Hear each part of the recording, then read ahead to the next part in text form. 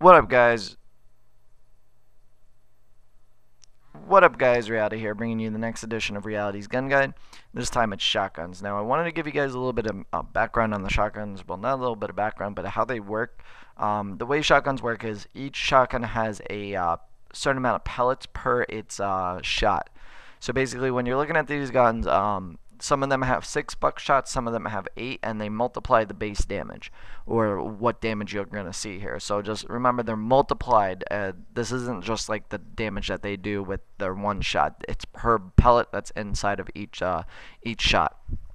So looking at the striker here, striker has 6 buckshots in its initial shot, so it makes it out to be as 25 damage base, 15 damage minimum at the distance. Now the distance for each shotgun is about 10 feet. I don't have the exact measurements for it because they're really unknown, but you know, shotguns you have to use up close pretty much, except for the Spaz that has the best range out of the shotguns. So I strongly recommend the Spaz, but I'll get to that in a second. So 25 damage up close, 15 damage at far. With stopping power, 35 damage. Minimum damage is 21 at far.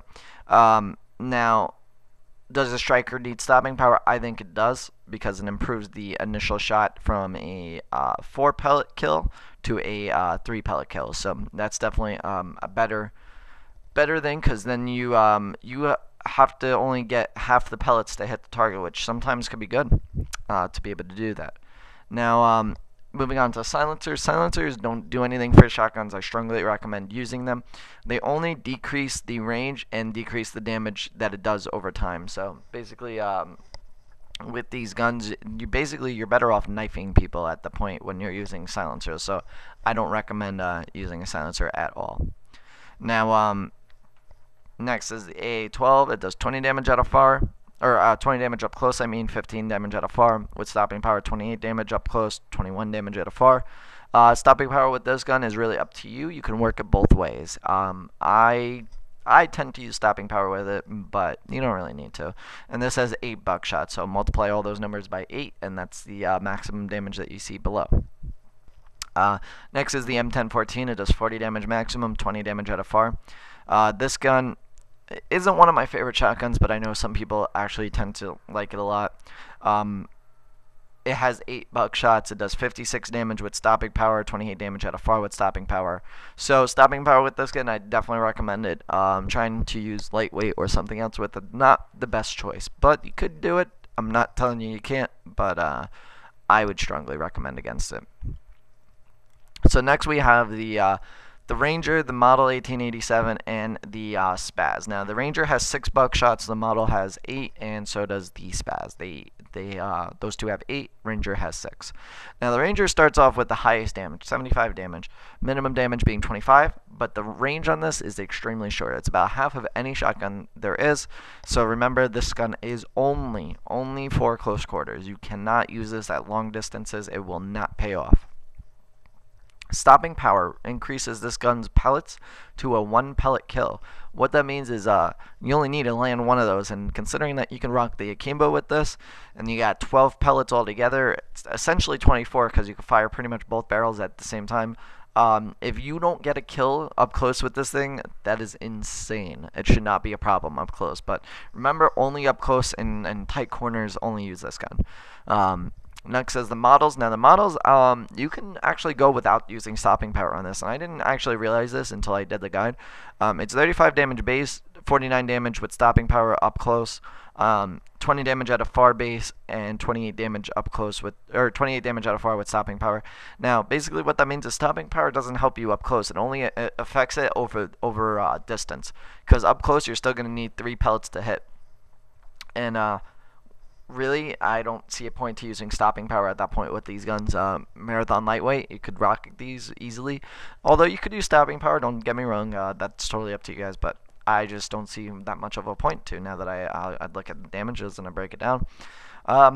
Moving on, next is the Spaz, my favorite shotgun. 40 damage up close, 20 damage at a far, 56 damage up close, and 28 damage at a far. Now, with stopping power, this gun's absolutely beast because you only need 2 pellets to kill, so I definitely recommend stopping power with this. Silencer, don't put a silencer on shotguns. Please don't do it. It's just stupid. I mean, you guys can do whatever you want, but it doesn't help you. It just hurts you even more, even more than it normally would. It just hurts you. So don't put a silencer on these things. And that's about it for those. Next, moving on is Masterkey. Masterkey is the shotgun attachment for assault rifles. It does 25 damage base, 35 damage with stopping power. It has six pellets per bullet, and it has 4 bullets in its clip. And its range is about nearly double what the Spaz is. So just picture the Spaz and picturing it double of what the Spaz would be.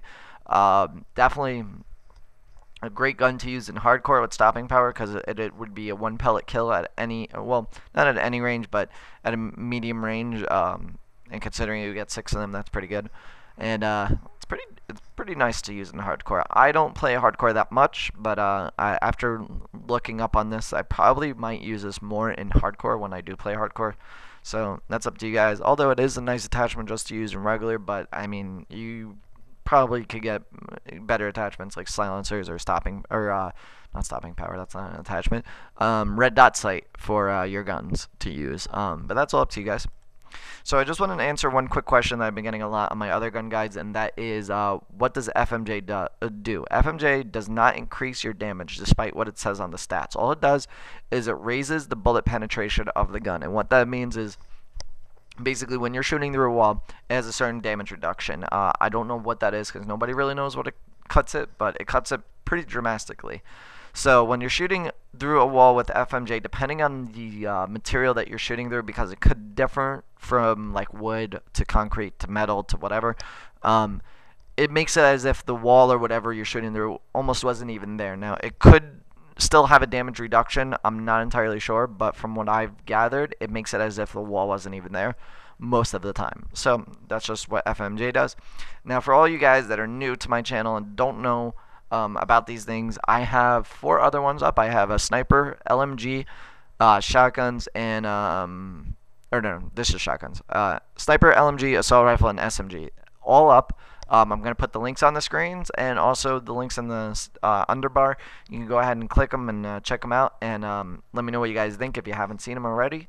And you know, rate this video if you want. I appreciate it if you rate this video over any video you've watched before, because the more ratings this gets, the higher up it'll be.